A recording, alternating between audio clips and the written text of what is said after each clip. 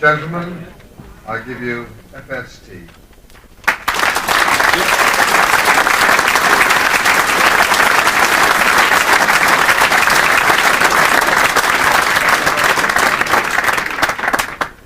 Gentlemen, good evening. Sounds as though we've got David Shepherd in already.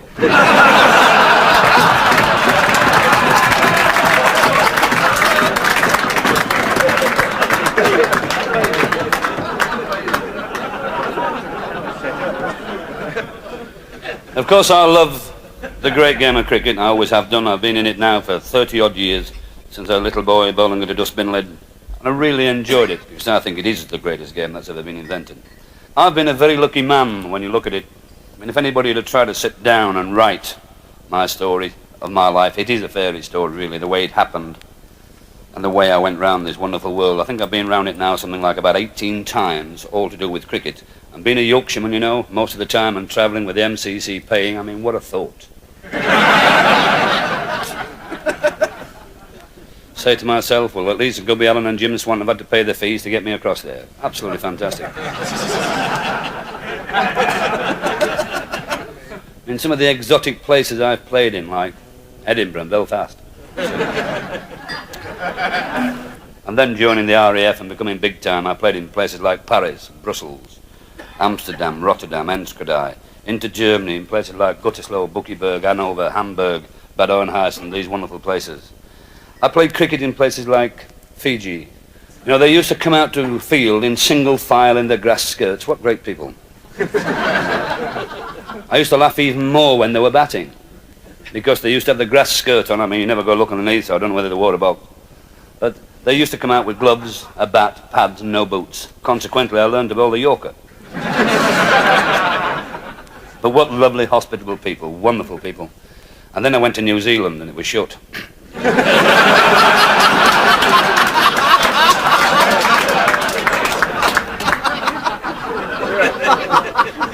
But what nice people when they come out and they say things to you like, what's it like back home, meaning the great country that we are privileged to live in.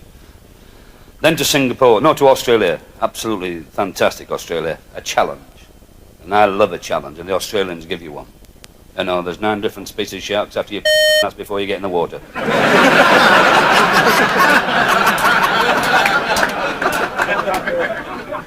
And then to places like Ceylon and Singapore, you know. And in Singapore you see the 8th wonder of the world. You see 2 Australians in a bar with their mouth shut.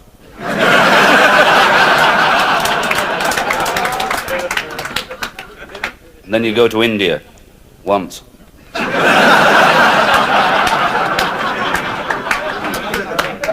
Anybody that goes to India twice should get a VC as big as a frying pan. I've been there 5 hours, I'd lost £100 good conduct bonus.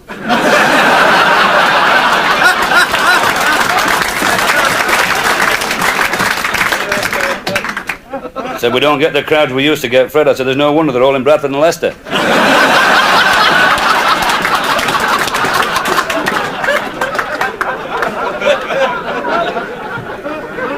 It was the first £100, that one. Who'll ever forget it? I don't care if your stomach is made of concrete, their food will get through it.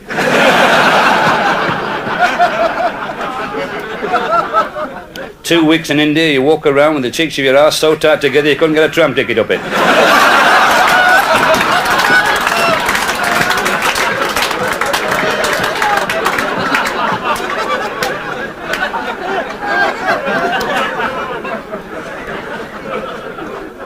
What a place. Do you know, gentlemen, you go for a swim and you get bitten by a water snake and you die in 9 seconds. After 3 weeks, you go looking for one.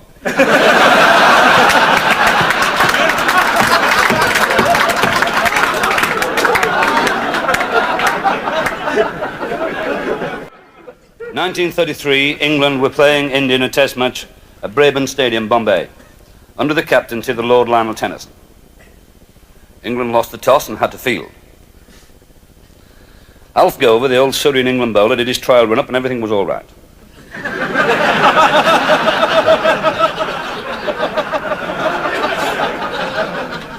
The field was set. The Indian batsman took guard, the umpire said play. Alf Gover set off. Arms and legs going like pistons like he used to do, and he came racing in for the first delivery. He got to the delivery stride and carried on running.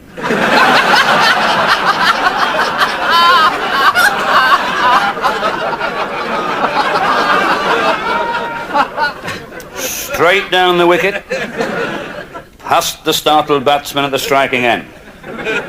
Between first slip and wicket keeper, gathering pace as he went. Brushed third man to one side and vanished into the pavilion. After a couple of minutes, the Lord Tennyson made a decision as to the whereabouts of Gover. He arrived in the dressing room shouting, "Gover, Gover, where are you?" Well, I said, "I'm here, sir." He said, "Where's here?" I said, "In the house, sir."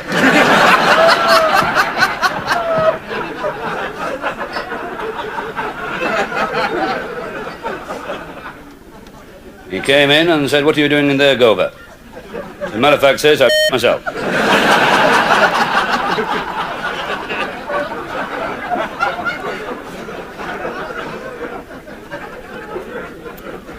"Oh dear," he said, "could we have the ball back? We'd like to get on with the game." You know, in my time, there was an old umpire called Alec Skelding. And Alec, what a character. When he died, the game lost a lot. A big hole appeared in it. What a character. He was a great bowler in the 20s and just before the First World War with Leicestershire. And people, the odd person you still meet who's living, talk about him who saw him bowl and say what he was. And he became a first-class umpire. He made so many mistakes for both sides, the captains used to give him full marks. We loved him. We called him Uncle Doc Skelding. He had his own white cap, his own three-quarter length jacket, his blue trousers, and always umpired in his old cricket boots, which must have been resoled 30 times in his life. But they were comfortable, and he carried them in an old bowls bag, and that's why we called him Uncle Doc Skelding. What a bloody character. He was umpiring the match between Northampton and Australia at Northamptonshire in 1948. And Australia won the toss and batted. And Alec, being the senior umpire, officiated the first over to be bowled by Nobby Clark, left arm fast over the wicket, the old Northampton, England fast bowler. Sid Barnes and Bill Brown opened for Australia. Sid Barnes took the first over, and Sid Barnes, they say, was only second to Bradman in this great game of cricket as a batsman. Very good player of his legs between mid-on and mid-wicket. And he was ready. Alec had given him his guard, and Alec said play. And Nobby Clark set off and bowled. And about the fifth ball, it pitched about off stump, swung back in very late. Sid Barnes, playing it through mid-wicket, missed it, being square on, hit him on the pads, and they do say Alec Skelding appealed as well as the bowler.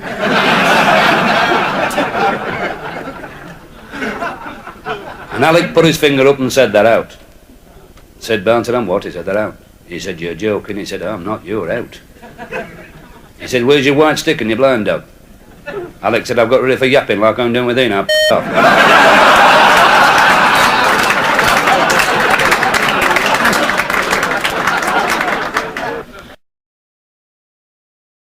Another great character in my time, never played for England. Today he probably would have done.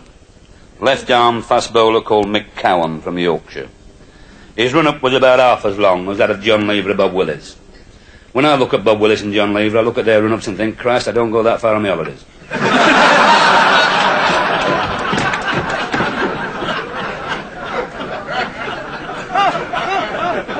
I'll never forget 1963 was the year.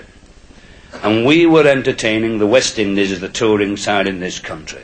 It was Yorkshire's turn as the county to entertain them in a 3-day county match.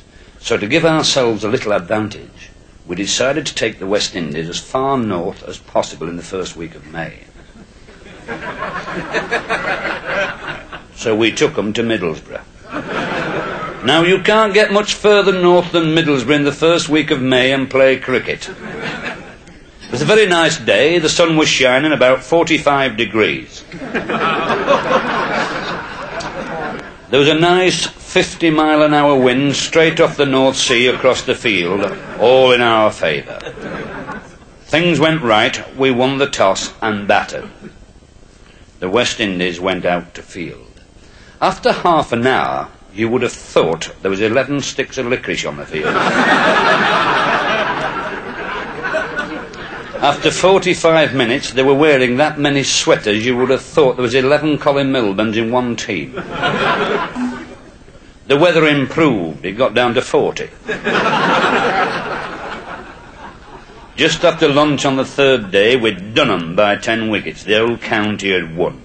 In the bar afterwards, having a drink, celebrating and gloating on our success, the West Indies said, "Just wait while we get you little Yorkshire so-and-sos to Sheffield.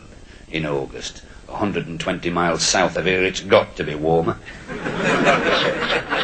And we shall knock 7 different bells out of you." And we said, yeah. 'Cause you nod approval. You don't argue when it's Charlie Griffiths and Wes Hall speaking. It came the August, and we played the West Indies at Sheffield. It was about 75 degrees, beautiful weather, super. And the West Indies won the toss. They also paid Yorkshire as a county cricket club the greatest compliment that can be paid by a touring side. They fielded their full test team. McMorris, Hunt, Canai, Butcher, Sobers, Worrell, Murray, Gibbs, Hall, Griffiths. Not bad, is it, with Joe Solomon just thrown in to make the 11 up? Not a bad 11. And they batted. Well, they batted first. We batted second. They batted third. And due to a sporting declaration, they left us 496 to win on the last day. We set about our task with Wes Hall and Charlie Griffiths bowling 9.5 overs an hour.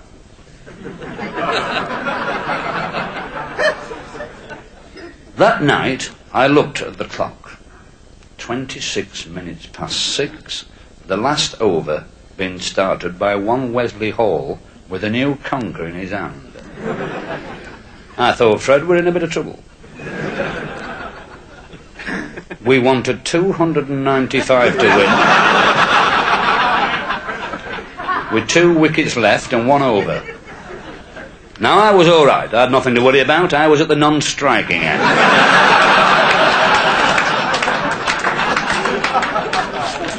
Wes Hall marked out his run-up. Up the hill at Bramhall Lane, through the car park into Cherry Street.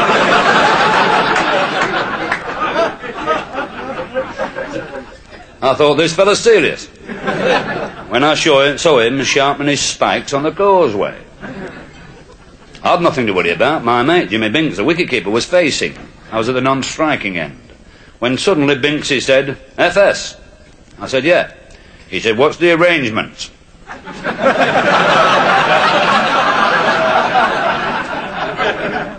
I said, 2s and 4s.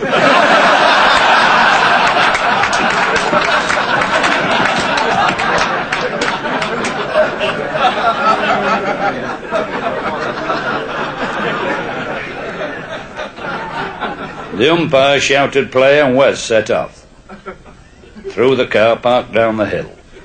My God, he was travelling. He was going like a pounder-old sprinter when I saw him. And he came racing in. He frightened me. I was only watching. I thought, he killed Binksy. Hope he knows he's got a wife and 2 kids. And a bulldog. And he let this ball go. And Binksy is about halfway through a forward defensive shot when the ball hit the bat. The bat didn't hit the ball hit the bat and flew to third man. Binksy set off and ran to my end. Then he turned round and ran all the way back.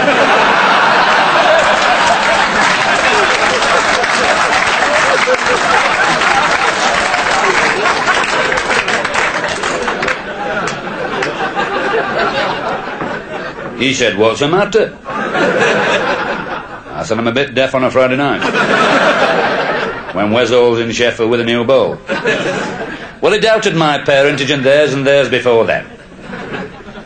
The umpire shouts, "We're ready." The traffic warden's moved in because he's at the other side of the zebra crossing now. He's warming up.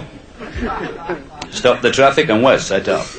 Over the zebra crossing, through the car park, down the hill. Thank God he was going like Jesse Owen when I saw him, with that crosshair on that chain whistling round his neck. And he came racing in. I thought, he'll Binks, eh? Binks is about a quarter of a way through a defensive shot. And the middle stick disappeared in 2 pieces. I thought, that's it, FS, we've lost. Coming down the steps is your last line of defence, anybody's last line of defence, Michael J. Cowan, with a smile on his face. The only reason he carried a bat was because he thought he had to. Mick Cowan made Mike Hendrick look like Don Bradman.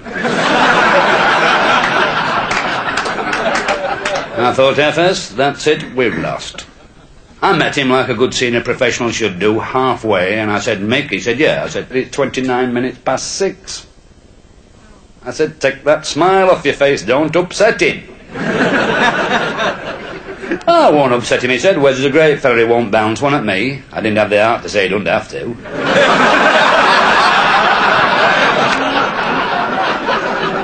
And if Wes had stood at the wicket and turned his arm over, being straight, that would have been enough. So I'm throwing bits of muck off the wicket, and Frankie Waddle said, what are you doing? I said, I'm just throwing bits of muck off the wicket. I said, in case Charlie Griffiths bowls the last over at this end. Just loud enough for Mick to hear, he said, there'll be no last over. Get up the other end.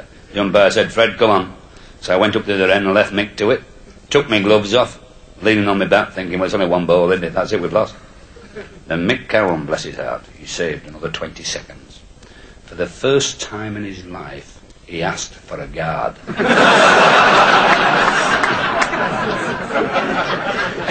He stunned everybody to silence. He asked for 2 legs. The only thing Mick Cowan knew about 3 stumps when he was batting, they should be behind him. I'm ready, he said. Wes all set off through the car park, down the hill, back. God, he was travelling. I daren't look.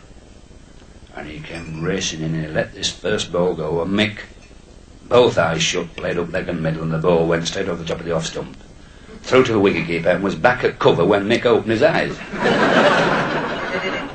He looked at me, then he looked down to see if the 3 stumps were still up. Looked up at the wicket man and said, Fred, I said, what is it? I think this fella's found my weakness.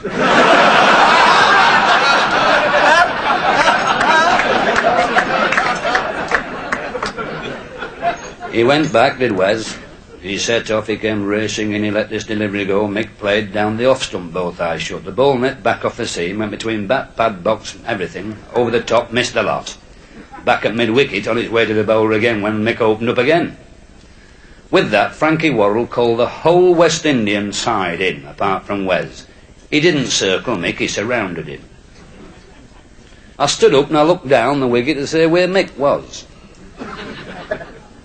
I looked at the clock, 29 minutes to 7, no chance of another over, 2 knackers to go.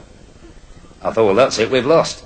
Because Wes Hall's got to bowl straight now, or silly mid on and silly mid off will never suffer from piles again. I couldn't see Mick. Wes set off. Thank God he was going. He wasn't half travelling. Quicker than he'd travelled the whole over. About 5 yards from wicket, I suddenly saw this white face appear at the bottom end. Mick Cowan standing up. He put one hand up and shouted, "Whoa!" Wes Hall skidded to a halt. You could see the marks about a yard long. He couldn't stand up, he couldn't bend down. He pulled a muscle in both legs and one in his back. He couldn't shift. And the umpire said, "What's the matter, Mick?" He said, "I'll tell you what's the matter," he said. "If this lot don't move back, I'm going to appeal against the light."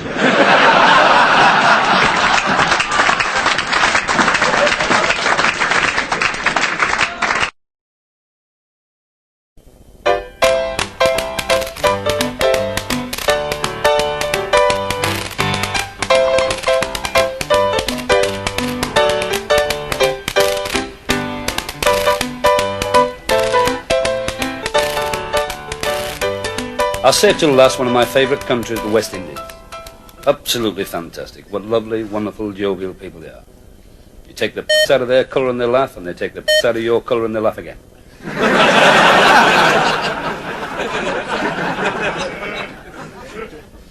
And what a great time. I think I've been to the West Indies something like about 8 different times.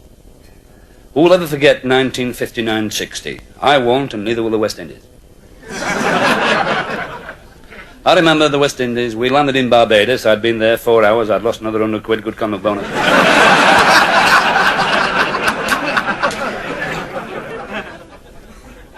We'd gone, as we always do on the first evening, to the Governor-General's cocktail party, all in black evening dress.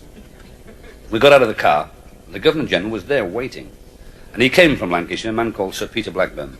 What a great fellow he was. And he was talking to Brown and I as we walked up this beautiful path and through this beautiful archway with all the flowers to the lawns for the cocktail party. The first thing I saw was Jim Swanton in a white evening dress trying to look inconspicuous, you see.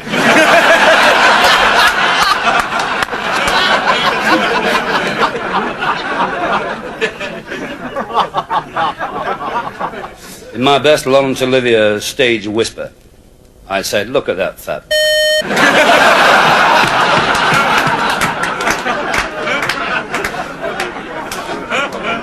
To Brown Stadium, you see. We had a wonderful cocktail party, and then the police band come in all their beautiful white uniform and their blue trousers with a red stripe and their polished boots and the white gloves, and they play their instruments. Absolutely fantastic. And they finish up with that wonderful song, "God Save the Queen," and everybody then has to go.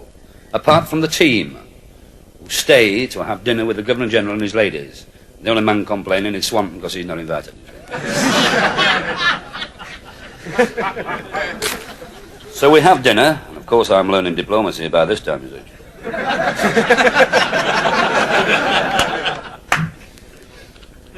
And at the end of the dinner, what happens then is the Governor-General banishes the ladies to one room and the gentlemen go to another room to drink port and tell dirty stories.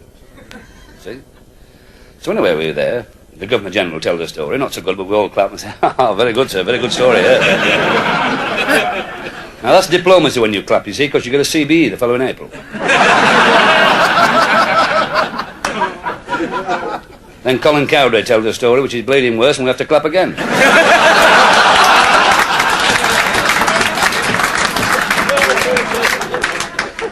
Eventually, the Governor-General looks at me and says, "Frederick, well, that's not a bad start, is it?" And I said, "Yes, sir." He said, "Surely you must know a story." I said, "I know dozens, sir." He said, "Well, tell us one." So I thought I would tell one appropriate to the island. Cost me 100 quid, but I told it.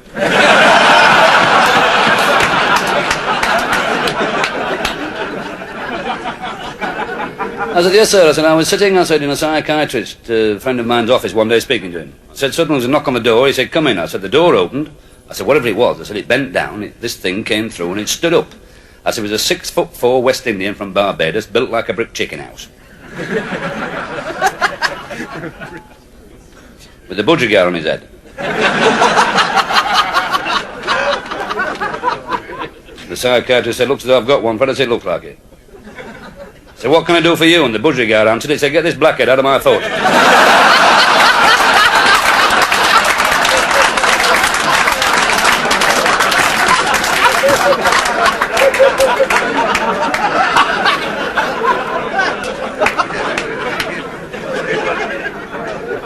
Cost me 100 quid, that one.